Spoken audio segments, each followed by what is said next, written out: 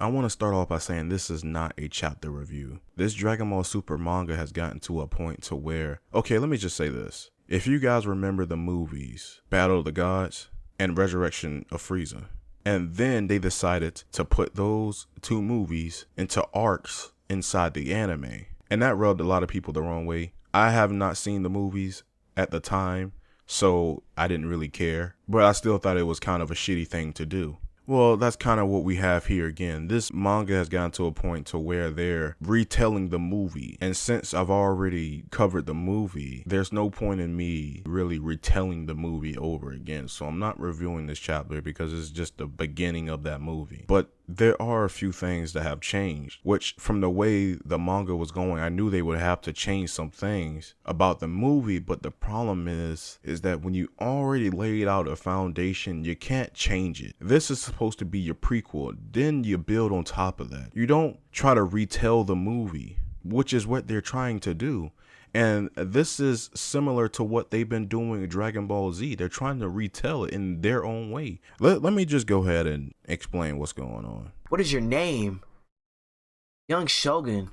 What's happening? So this chapter does start with Piccolo picking up Pan. I'm surprised I actually said that. Piccolo picking up Pan. And then Piccolo takes Pan back to his house and trains her a little bit. Why is he training Pan? I'm not 100% sure. That's still one of my questions. I've been questioning this for a while now, as you guys probably know. I mean, I think I said it in one video. And you know what's funny? It's like they're listening to me because I was asking all along, why wasn't Goten and Trunks inside their Saiyaman outfits, costumes during the fight with Cell Max?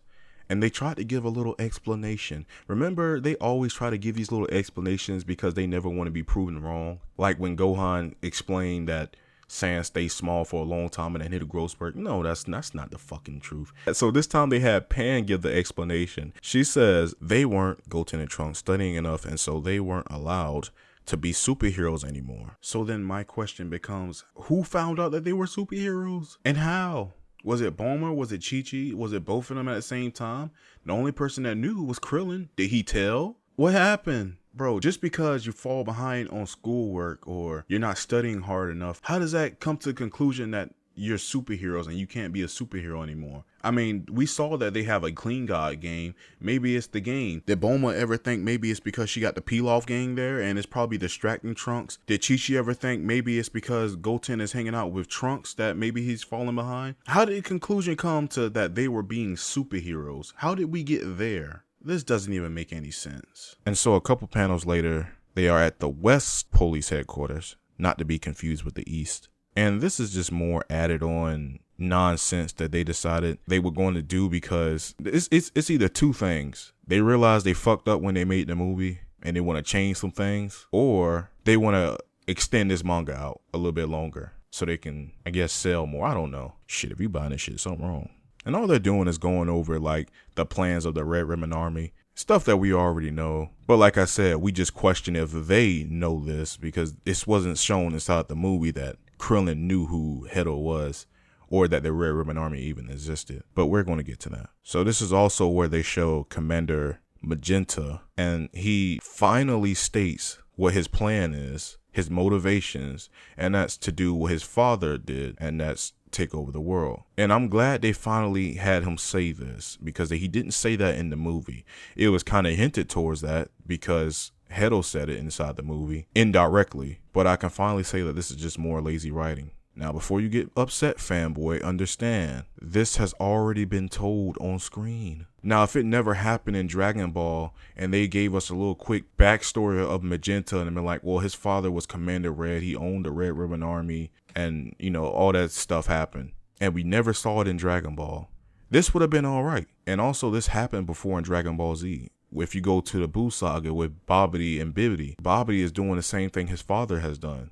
But we never seen Bibidi's story play out. We already seen Commander's Red story play out. So why do we have to see it again? And let's just be honest. They didn't want to create new villains. That would have been too much work. See, I'll tell you what they should have done with him. If he said, okay, I want revenge on Goku, right?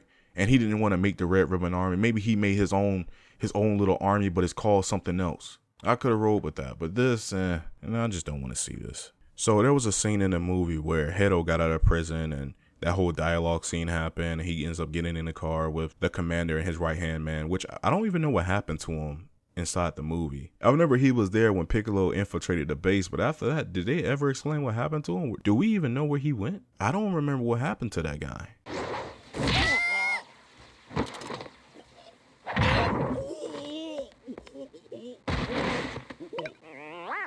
But anyways, this is another scene where they added something on, and you can obviously tell it's just bullshit. So Krillin is following them, and as you can see here, he's following them because they want to find their secret base. Mind you, their base is not hidden. It's not. They're not hiding it. So what are they talking about? What is secret base? This is, bro, you can't even make this shit up. This is terrible writing. You fanboys gotta admit, this is bad. This is bad. This is terrible.